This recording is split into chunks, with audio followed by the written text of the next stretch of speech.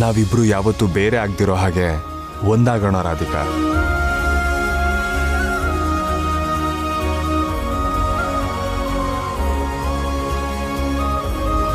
ಕೈಲಾಶ್ ಅವರೇ ಪ್ಲೀಸ್, ಕೈಲಾಶ್ ಅವರೇ ಬೇಡ ಕೈಲಾಶ್ ಅವರೇ. ರಾಧಿಕಾ, ನಾನು ಹೇಳೋದು. ರಾಧಿಕಾ ಏನಾಯ್ತು? ಪ್ಲೀಸ್ ನನ್ನ ಕೈ ಬಿಡಿ. ರಾಧಿಕಾ ಏನಾಯ್ತು? ರಾಧಿಕಾ ಏನಾಯ್ತು? ರಾಧಿಕಾ ರಾಧಿಕಾ ರಾಧಿಕಾ ನಿಂತ್ಕೋ. ಕೇಳಿ ಪ್ಲೀಸ್. ಏನು? ನನ್ನ ಮಾತನ್ನ ಅರ್ಥ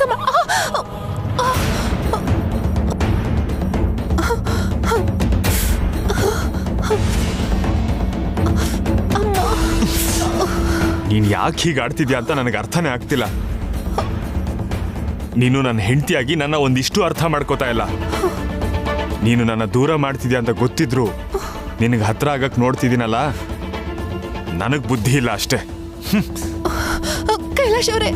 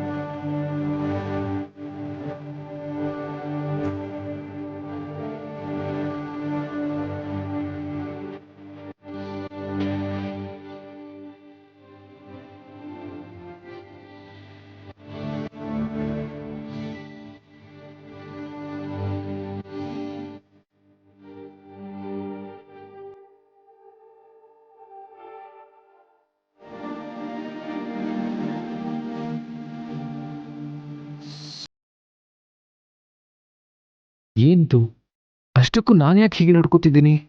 ಪ್ರಿಯಾ ಮೇಲೆ ಕತ್ತಿ ಇಟ್ಟೋಗೆ ಹೊಡೆಯೋದು ಬಿಟ್ಬಿಡಿ ಅಂತ ಯಾಕೆ ಕೇಳ್ಕೊಂಡೆ? ಈಗ ಪ್ರಿಯಾ ಮೇಲೆ ಯಾಕೆ ಕೈ ಮಾಡಕ್ ಹೋದೆ? ಅಮರ್, ಏನಾಗಿದೆಯೋ ನಿನಗೆ? ಛೇ,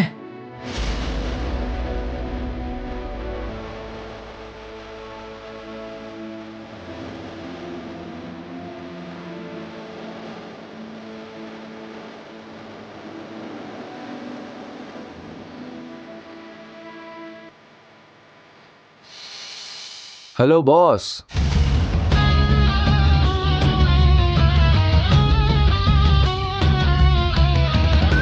ನಿನ್ ಚೇಂಜಿಗೆ ಕಾರಣ ಪ್ರೀತಿ ಬಾಸ್. ಏನು? ನಿನ್ ಜೀವನದಲ್ಲಿ ನಿನ್ ಪ್ರೀತಿನೇ ಸಿಗಲ್ಲ ಅನ್ಕೊಂಡಿದ್ದೆ, ಆದ್ರೆ ಯಾರು ಯಾವಾಗ ಎಲ್ಲಿ ಪ್ರೀತಿಲಿ ಬೀಳ್ತಾರಂತ ಯಾರಿಗೂ ಗೊತ್ತಿಲ್ಲ.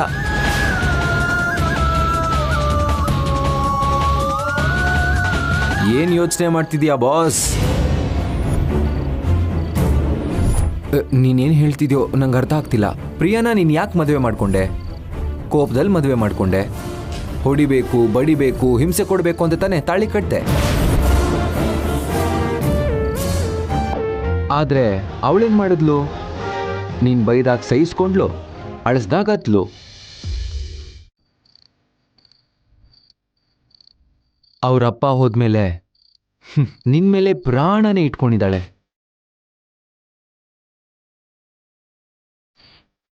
ಯಾಕಿರ್ಬೋದು ಬಾಸ್? ಯಾಕಂದರೆ ಅವಳ ಪ್ರಾಣ, ಅವಳ ಜೀವನ ಎಲ್ಲ ನೀನೇ ಅನ್ಕೊಂಡಿದ್ದಾಳೆ.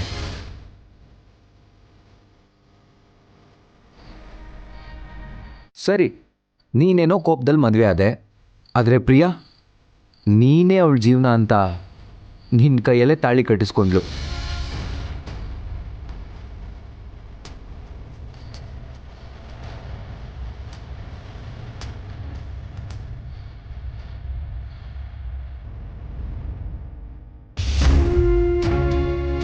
ಆದರೆ ನನ್ಗವಳ ಮೇಲೆ ಯಾವ ಥರ ಪ್ರೀತಿನೂ ಇಲ್ಲ.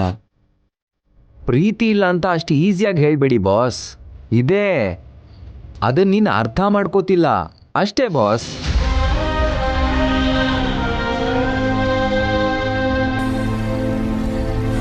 ಇವತ್ತ ರೌಡಿಗಳ ಹತ್ರ ಏನು ಮಾಡಿದೆ? ಎದುರು ಬಂದರೆ ಅವನು ಯಾರು ಅಂತ ಯೋಚನೆ ಮಾಡಿದೆ ಮುಖಾಮುಖಿ ನೋಡ್ದಂಗೆ ಹೊಡಿಯೋ ನೀನು, ಪ್ರಿಯಾಗೆ ಏನೂ ಆಗಬಾರ್ದು ಅಂತ ಅವನ್ ಯಾವಂದೋ ಕಾಲು ಹಿಡ್ಕೊಂಡು ನೀನು ಕಣ್ಣೀರು ಹಾಕ್ತಾ ಕೇಳ್ಕೊಂಡೆ.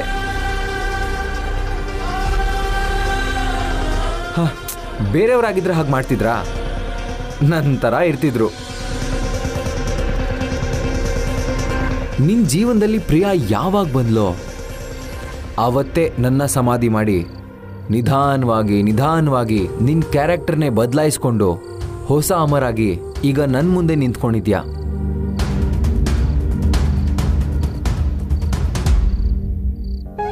ಅಮರ್ ಮುಂಚಿನ ಥರ ಇಲ್ಲಮ್ಮ. ಅವನು ತುಂಬ ಬದಲಾಗಿದ್ದಾನೆ. ಅವನು ಗೊತ್ತಿಲ್ದೇನೆ ನಿನ್ನನ್ನು ಇಷ್ಟಪಡ್ತಾ ಇದ್ದಾನೆ. ನಿನ್ ಮೇಲ್ ಪ್ರೀತಿ ಇರೋದಿಕ್ಕೆ ನಿನ್ಗೆ ಚಿಕ್ಕ ತೊಂದರೆ ಆದರೂ ಅವನಿಗೆ ತಡ್ಕೊಳಕ್ಕಾಗಲ್ಲ. ನಂದು ಪ್ರೀತಿ ಅಲ್ಲ, ಕರುಣೆ. ಇಲ್ಲೇ ಬಾಸ್ ಪ್ರಾಬ್ಲಮ್ ಇರೋದು. ಪ್ರೀತಿಗೂ ಕರುಣೆಗೂ ತುಂಬಾ ಡಿಫ್ರೆನ್ಸ್ ಇದೆ. ನೀನು ಹೆಂಡತಿ ಮೇಲಿಟ್ಟಿರೋದು ಪ್ರೀತಿ ಅಂತ ಒಪ್ಕೊಳಕ್ಕಾಗ್ದೆ, ಅದು ಕರುಣೆ ಅಂತ ನಿನಗ್ ನೀನೇ ನಂಬಿಸ್ಕೊಂಡು ನನಗ್ ನಿಜ ಹೇಳ್ದೆ. ನಿನಗ್ ನೀನೇ ಮೋಸ ಮಾಡ್ಕೋತಿದ್ಯಾ.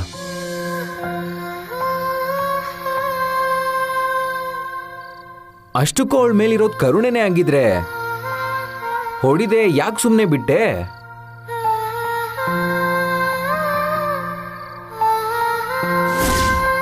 ಅದೇ ಮುಂಚಿನ ಅಮರ್ ಆಗಿದ್ರೆ ಇಷ್ಟೊತ್ತಿಗೆ ನಿನ್ ಕತೆ ಮುಗೀತಿತ್ತು. ಹಾಗ್ ಹೊಡಿದೆ ಸುಮ್ಮನೆ ಇದ್ದ ಅಂದ್ರೆ ನನ್ ಮೊಮ್ಮಗ ನಿನ್ ಮೇಲೆ ಎಷ್ಟು ಪ್ರಾಣ ಇಟ್ಕೊಂಡಿದ್ದಾನೆ ಅಂತ ಗೊತ್ತಾಗತ್ತೆ.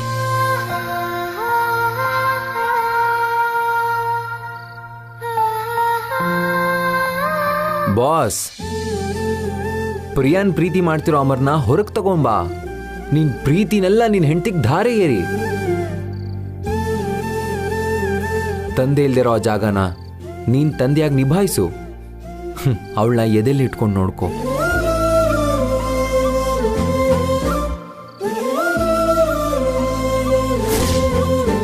ಅಮ್ಮ ಪ್ರಿಯಾ, ನಾವೆಷ್ಟೇ ಜನ ಇದ್ರೂ ನಿನ್ ಪ್ರೀತಿ ಮಾತ್ರನೇ ಅವನ್ನ ಸಂತೋಷವಾಗಿಡೋದು. ಅಜ್ಜಮ್ಮ, ನಂಗೆ ನಮ್ಮ ಪತಿರಾಯರಂದ್ರೆ ತುಂಬಾ ತುಂಬಾ ತುಂಬಾ ಇಷ್ಟ ಅಜ್ಜಮ್ಮ. ನಿಂಗ್ ಪ್ರೀತಿ ಇಲ್ಲ ಅಂತ ನಾನು ಹೇಳ್ತಾ ಇಲ್ಲ ಬಂಗಾರಿ, ಅದನ್ನ ಸರಿಯಾಗಿ ತೋರ್ಸು ಅಂತ ಹೇಳ್ತಾ ಇದ್ದೀನಿ.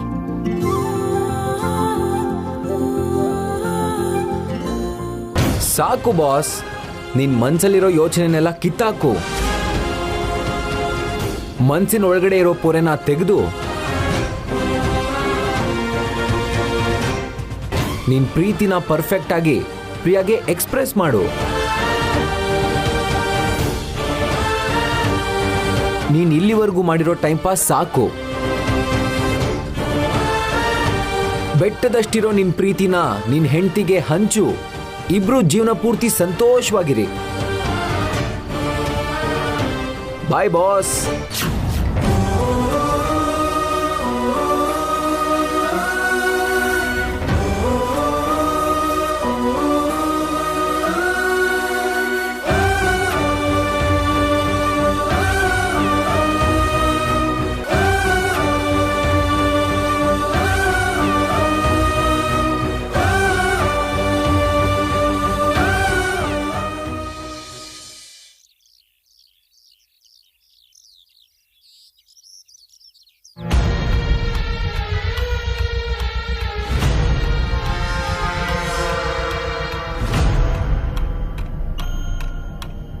ಹೇಗಾದ್ರೂ ಮಾಡಿ ನಮ್ ಮಗಳನ್ನ ಕೈಲಾಶ್ಗೆ ಮದ್ವೆ ಮಾಡ್ಬೇಕು ಅಂದ್ಕೊಂಡಿದ್ದೆ.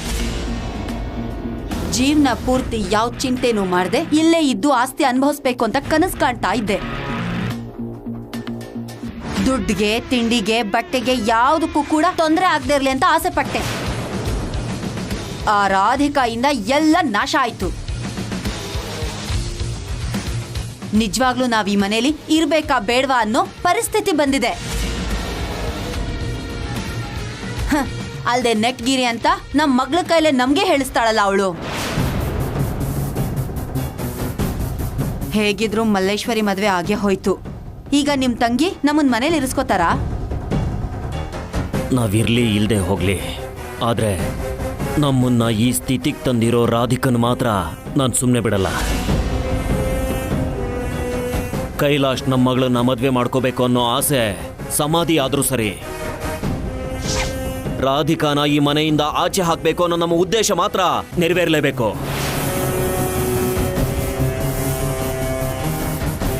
ನಾವು ಹೋಗೋ ಸಂದರ್ಭ ಬಂದ್ರೆ ಕೈಲಾಶ್ ಮತ್ತೆ ರಾಧಿಕಾನ ದೂರ ಮಾಡಿ ಶಾಶ್ವತವಾಗಿ ರಾಧಿಕನ ಈ ಮನೆಯಿಂದ ಆಚೆ ಕಳಿಸೇ ಹೋಗೋದು.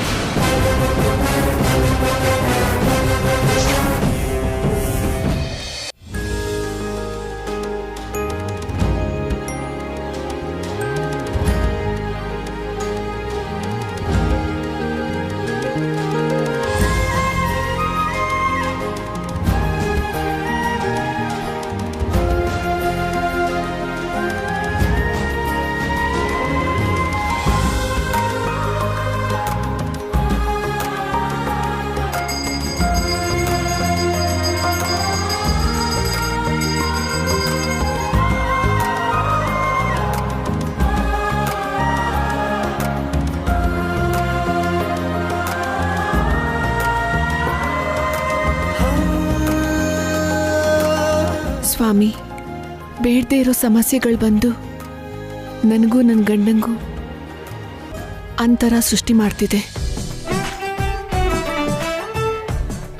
ಇವತ್ತಿಂದ ಆದರೂ ನಮ್ಮ ಮಧ್ಯೆ ಇರೋ ಚಿಕ್ಕ ಚಿಕ್ಕ ಮನಸ್ತಾಪ ದೂರ ಆಗಿ ಜೀವನ ಪರ್ಯಂತ ಸುಖವಾಗಿ ಬಾಳೋ ಹಾಗೆ ಆಶೀರ್ವಾದ ಮಾಡು ತಂದೆ.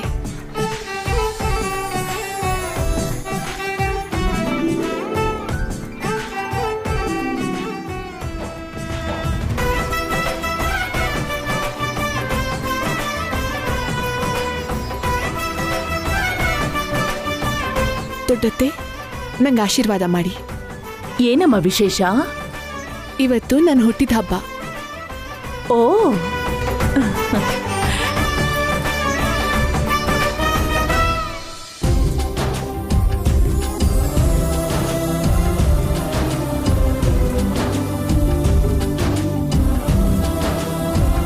ದೀರ್ಘಾಯುಷ್ಮಾನ್ ಭವ. ದೇವ್ರ ನಿನಗೆ ಆಯುಷು, ಆರೋಗ್ಯ, ಐಶ್ವರ್ಯ ಕೊಟ್ಟು ಸುಖವಾಗಿಟ್ಟಿರ್ಲಿ. ನೀನ್ 100 ವರ್ಷ ಚೆನ್ನಾಗಿರೋದಲ್ವೇ? ನಿನ್ ಹುಟ್ಟಿದ ಹಬ್ಬನ ಜೀವನ ಪೂರ್ತಿ ಮರಿಬಾರ್ದು. ಹಾಗ್ ಮಾಡ್ತೀನಿ, ನೋಡ್ತಿರೋ. ಅಕ್ಕ,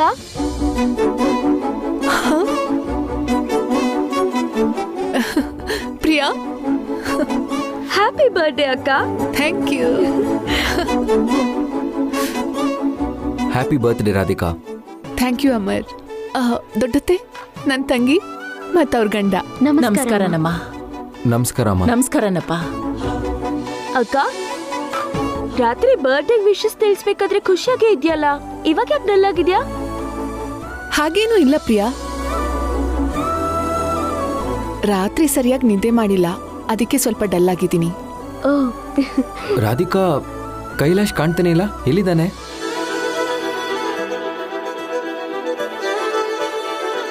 ಅಲ್ಲಡಿ ಬಂದ್ರು.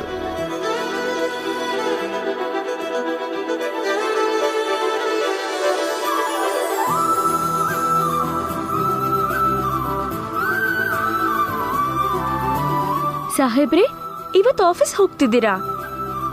ಹೌದು ಪ್ರಿಯಾ. ನಿಮ್ಮ ಹೆಂಡತಿ ಬರ್ತ್ಡೇ ಇಟ್ಕೊಂಡು ನೀವು ಆಫೀಸ್ಗೆ ಹೋಗ್ತೀರಾ ಕೈಲಾಶ್?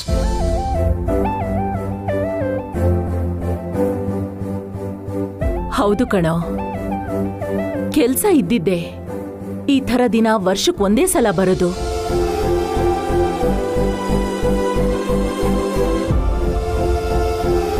ಇವತ್ತು ಮನೇಲೇ ಇರ್ಬೋದಲ್ಲ? ತುಂಬ ಮುಖ್ಯವಾದ ಕೆಲಸ ಇದೆ ದೊಡ್ಡಮ್ಮ, ಅದನ್ನು ಕ್ಯಾನ್ಸಲ್ ಮಾಡೋಕ್ಕಾಗಲ್ಲ. ನಾನು ಹೋಗಲೇಬೇಕು.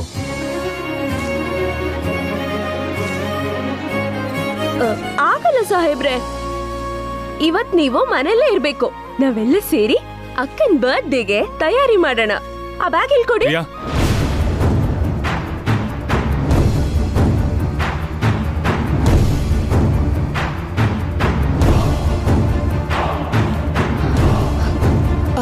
ಪ್ರಿಯಾ, ನಿಮ್ ಭಾವಂಗೆ ಇಂಪಾರ್ಟೆಂಟ್ ಕೆಲಸ ಇಲ್ಲದೆ ಇದ್ದಿದ್ರೆ ನನ್ ಬರ್ಡೇ ದಿನ ಅವರು ನನ್ನನ್ ಬಿಟ್ಟು ನಿನ್ ಭಾವನವ್ರ ಆಫೀಸ್ಗೆ ಹೋಗ್ತಿದ್ರ ಹೇಳು?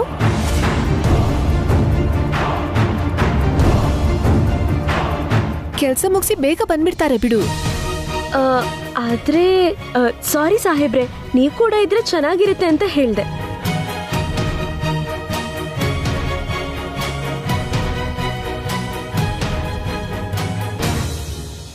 ಕೈಲಾಶ್ ಅವರೇ, ಸಾರಿ ರೀ, ನಾನು ಈ ಥರ ಹೇಳಲೇಬೇಕಾಯ್ತು. ನೀವು ಆಫೀಸ್ಗೆ ನನ್ನ ಮೇಲಿರೋ ಕೋಪಕ್ಕೆ ಹೋಗ್ತಿರೋದು ಅಂತ ಗೊತ್ತು. ಎಲ್ಲರೂ ಇರುವಾಗ ನೀವು ಹೀಗೆ ಹೋಗೋದು ಸರಿಯಲ್ಲ. ಪ್ಲೀಸ್ ಅರ್ಥ ಮಾಡಿಕೊಂಡು ಬೇಗ ಆಫೀಸಿಂದ ಬಂದ್ಬಿಡಿ ಪ್ಲೀಸ್. ನನ್ಗೆ ಆಶೀರ್ವಾದ ಮಾಡಿ.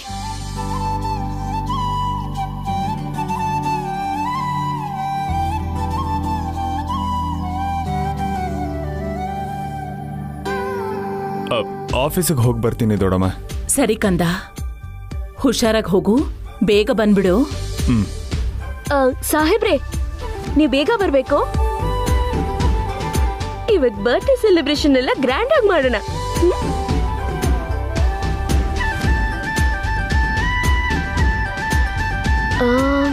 ಅಕ್ಕ, ಸ್ಯಾರಿ ಯಾವ್ದು ತಗೊಂಡೆ? ಪಾಪ, ಇವತ್ತು ಏನಾಗುತ್ತೆ ಅಂತ ಸರಿಯಾಗಿ ಗೊತ್ತಿಲ್ಲದೆ ಗ್ರ್ಯಾಂಡ್ ಆಗಿ ಸೆಲೆಬ್ರೇಷನ್ ಮಾಡ್ತಾರಂತೆ. ಅವ್ರ ಕೆಲ್ಸ ಅವ್ರು ಮಾಡ್ಲಿ ಬಿಡ್ರಿ, ನಮ್ ಕೆಲ್ಸ ನಾವ್ ಮಾಡೋಣ. ಯಾಕೋ ಕೈಲಾಶ್ ರಾಧಿಕಾ ಮಧ್ಯೆ ಏನೋ ನಡೀತಿರೋ ಹಾಗಿದೆಯಲ್ಲ. ಇಬ್ರು ಮುಖ ಆ ಕಡೆ ಈ ಕಡೆ ಮಾಡ್ಕೊಂಡಿದ್ದಾರೆ. ರಾಧಿಕಾಗೆ ಕೈಲಾಶ್ ಅಂದ್ರೆ ಇಷ್ಟ ಅಂತ ಗೊತ್ತು, ಆದರೆ ಕೈಲಾಶ್ ಹೆಂಡತಿ ಬರ್ತ್ಡೇ ದಿನ ಆಫೀಸ್ಗೆ ಹೋಗ್ತಿದ್ದಾನಂದ್ರೆ ಸಮಥಿಂಗ್ ಇಸ್ ರಾಂಗ್. ಏನೋ ಇದೆ. ಬರ್ತೀರಾ? ನಾವೆಲ್ಲ ರೆಡಿ ಮಾಡೋಣ, ಬನ್ನಿ.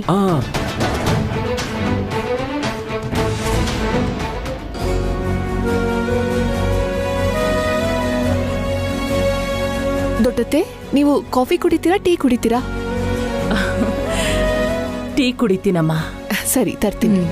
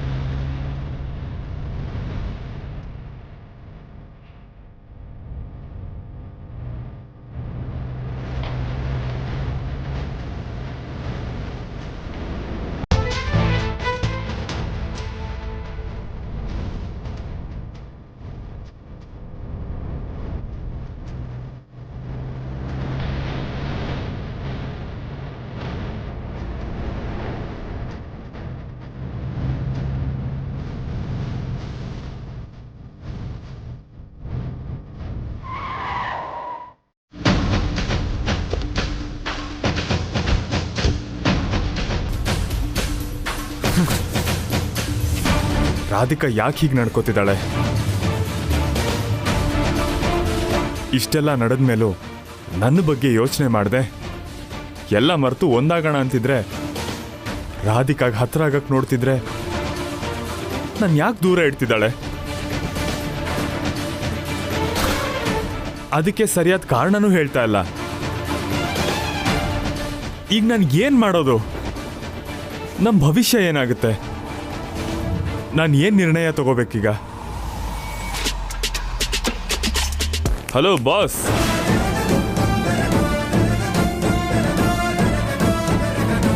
ಏನು ನಿನ್ ಹೆಂಡತಿ ವಿಷಯದಲ್ಲಿ ಏನ್ ಮಾಡೋದು ಅಂತ ಯೋಚನೆ ಮಾಡ್ತಿದ್ಯಾ? ನೋಡು ಬಾಸ್, ನಮಗಿಷ್ಟ ಇಲ್ದಿರೋ ವಸ್ತು ನಾವು ತಗೊಳಲ್ಲ, ಇಷ್ಟ ಇಲ್ದಿರೋ ಕೆಲ್ಸನೂ ಮಾಡಲ್ಲ, ಇಷ್ಟ ಇಲ್ದೇ ಇರೋರ ಹತ್ರ ಮಾತಾಡಲ್ಲ. ಹಾಗಿರುವಾಗ ಇಷ್ಟ ಇಲ್ದಿರೋ ಹೆಂಡತಿ ಜೊತೆ ಜೀವನ ಪೂರ್ತಿ ಬದುಕ್ತ್ಯಾ? ಹೇಗ್ ಸಂಸಾರ ಮಾಡ್ತ್ಯಾ? ಮನ್ಸಲ್ಲಿ ಇಷ್ಟೆಲ್ಲ ನೋವಿಟ್ಕೊಂಡು ಮನಸ್ಸಿಗೆ ಕಷ್ಟ ಕೊಡೋ ಬದಲು ಇಷ್ಟ ಇಲ್ದಿರೋ ಹೆಂಡತಿನ ದೂರ ಕಳಿಸಿ ಆರಾಮಾಗಿರೋದು ಒಳ್ಳೇದು.